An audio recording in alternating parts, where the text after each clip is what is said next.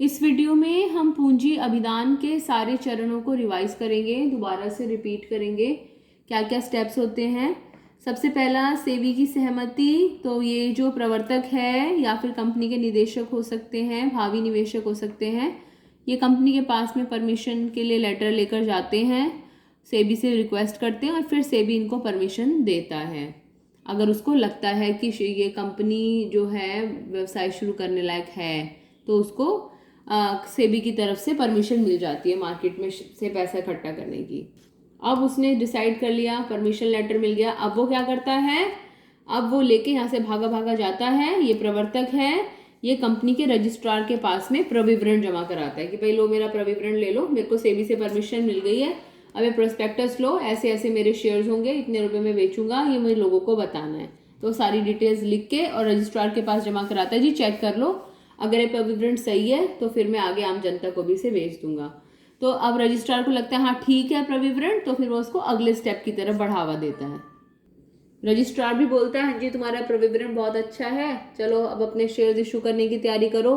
तो उसको निदेशक को और प्रवर्तक को लगता है कि भाई हम अकेले तो सारा काम नहीं कर सकते, इसलिए वो कितने लोगों को अपॉइंट करते हैं, 3 लोगों को। कौन कौन लोग हैं वो, बैंकर, कोई बैंक है जैसे कि स्टेट बैंक ऑफ इंडिया लिख दिया मैंने यहाँ पर, ब्रोकर, कोई दलाल, जैसे इंडिया बुल्स है तो ये ब्रोकिंग फर्म है, ये नाम आपने शायद सुना भी होगा कभी ना कभी, इस तरह के और भी एग्जाम्पल्स हैं। तो किसी ब्रोकर का चुनाव करते हैं। और तीसरा अभिगोपक, जिनको कि अंडरराइटर्स बोलते हैं। हमने डिस्कस किया ही था पहले भी कि अभिगोपक कौन होते हैं। अंडरराइटर्स वो लोग होते हैं जो कि कंपनी को ये आश्वासन देते हैं कि अगर कंपनी बाजार से पैसा इकट्ठा नहीं कर पाई या उस कंपनी के शेयर्स किसी ने नहीं खरीदे तो अभिगोपक एक निश्चित कीमत पर उसके शेयर्स को खरीद लेंगे। बदले में वो एक अंडरराइटिंग कमीशन लेते हैं, एक फीस लेते हैं, एक कमीशन लेते हैं, जिसके बदले में वो उस कंपनी के सारे शेयर्स को बिकवा देते हैं। तो हमने 3 काम करे। सबसे पहला सेबी से परमिशन ले ली, उसके बाद में रजिस्ट्रार के पास में जाके प्रोस्पेक्टस को जमा करा के आ गए, फिर हमने क्या करा, बैंकर, ब्रोकर और अभिगोपकों को अपॉइंट कर लिया।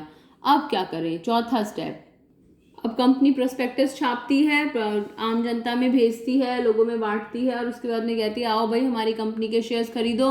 और कंपनी के पास में कम से कम 90% लोगों की एप्लीकेशन ज़रूर आनी चाहिए।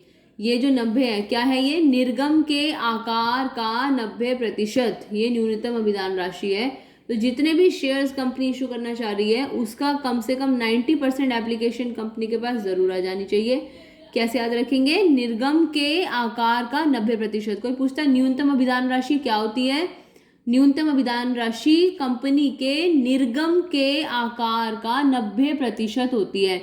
और निर्गम के आकार का मतलब क्या है, यह वह न्यूनतम राशि है जो कि एक कंपनी को इकट्ठा करना अनिवार्य है। और अगर कंपनी कम से कम 90% लोगों को भी नहीं जुटा पा रही है, 90% पूंजी भी नहीं जुटा पा रही है, तो ऐसे में वो शेयर बाजार से पैसा लेने देने के लायक नहीं है। 5th पॉइंट, शेयर बाजार में अपना नाम सूचीबद्ध करवाना। वो कहते हैं भाई कंपनी ए का नाम है, बी का नाम है, सी का नाम है, तो जरा हमारा भी नाम लिख लो। तो डी लिमिटेड अपनी एप्लीकेशन देता है, स्टॉक एक्सचेंज उसकी जांच करता है, कहता है हाँ भाई ये ठीक है व्यक्ति, तो फिर उसका नाम रजिस्टर कर लेता है अपने शेयर बाजार में। और लास्ट में सारे काम खत्म होने के बाद में कंपनी लोगों में शेयर्स को बांट देती है। जो जो एप्लीकेशंस आई हुई होती हैं, जिन जिन लोगों ने आवेदन दिया होता है, कंपनी उन लोगों तक शेयर्स भिजवा देती है, पहुंचवा देती है, बदले में जो फीस जो एप्लीकेशन मनी चाहिए होती है वो प्राप्त कर लेती है। तो ये हमारे पूंजी अभिदान की पूरी स्टेजेस कंप्लीट हुई हैं। तो पूंजी अभिदान के चरण में कितने पॉइंट्स हैं, 6 पॉइंट्स हैं। सबसे पहले सेबी से परमिशन ली, उसके बाद में रजिस्ट्रार के पास में प्रोस्पेक्टस जमा कराया, उसके बाद में बैंकर, ब्रोकर आदि का चुनाव किया, उसके बाद में न्यूनतम अभिदान राशि इकट्ठी करी, मिनिमम अमाउंट ऑफ कैपिटल जो चाहिए ही चाहिए, उसके बाद किसी स्टॉक एक्सचेंज में अपना नाम लिखवाया और लास्ट में शेयर्स को इशू कर दिया। जिन लोगों के पास जाने उन लोगों तक वो शेयर्स को पहुंचा दिया। तो पूंजी अभिदान वाला चरण कंप्लीट। अब हम बात करते हैं कंपनी के निर्माण के आखिरी चरण की। देखिए एनसीईआरटी की किताब में कंपनी के निर्माण के इस चरण का कहीं पर जिक्र भी नहीं है, इसलिए हमें इसकी ज़्यादा एक्सप्लेनेशन लिखने की, याद रखने की और समझने की भी ज़रूरत नहीं है। हमें केवल इतना याद रखना है कि जब कंपनी अंशों को आवंटित कर देती है, शेयर्स इशू कर देती है, तो ऐसी स्थिति में कंपनी को रजिस्ट्रार के द्वारा, जो कंपनी का रजिस्ट्रार है, उसके द्वारा व्यवसाय का प्रारंभ प्रमाण पत्र दे दिया जाता है, उसको व्यवसाय का प्रारंभ प्रमाण पत्र मिल जाता है। और ऐसे में ये सर्टिफिकेट प्राप्त करते ही एक सार्वजनिक कंपनी जो जनता से पैसा इकट्ठा करना चाहती है वो अपना व्यवसाय शुरू कर सकती है। तो दिस फिनिशेज आवर चैप्टर, ये हमारे चैप्टर को ख़त्म करता है। कंपनी संगठन के स्वरूप, व्यावसायिक संगठन के स्वरूप और कंपनी निर्माण एक बहुत छोटा सा टॉपिक है, इसमें वो और डिस्कस कर लेते हैं। शॉर्ट नोट आ सकता है, 1 नंबर का क्वेश्चन आ सकता है। ये एनसीईआरटी में क्योंकि लिखा हुआ है और फिलहाल ही लिखा गया है तो बहुत बार क्वेश्चन पूछ लेते हैं। एक बड़ा शब्द लिखा है DIN, इसकी फुल फॉर्म पूछी जा सकती है। DIN की full form, D stands for director, I stands for identification, N stands for number. D से क्या बना? डायरेक्टर, I से क्या बना? आइडेंटिफिकेशन और N से बना नंबर। हिंदी में याद करना हो, डायरेक्टर को बोलते हैं निदेशक, आइडेंटिफिकेशन को बोलते हैं पहचान और नंबर को बोलते हैं संख्या।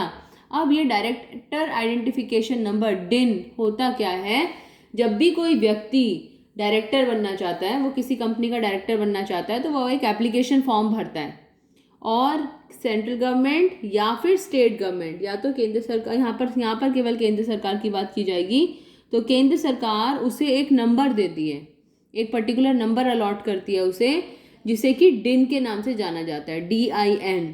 हम इसको यहाँ टेबुलर फॉर्म में भी समझ सकते हैं।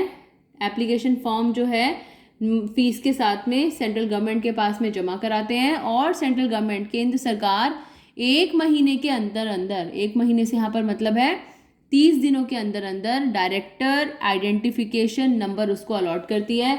एक व्यक्ति को एक ही डायरेक्टर आइडेंटिफिकेशन नंबर मिलता है, ऐसा नहीं है कि अलग अलग कंपनियों में जाता है तो अलग अलग रजिस्टर कराता है। एक बार उसको मिल गया वो नंबर और फिर उसके बाद में वो कंपनी में डायरेक्टर बन सकता है।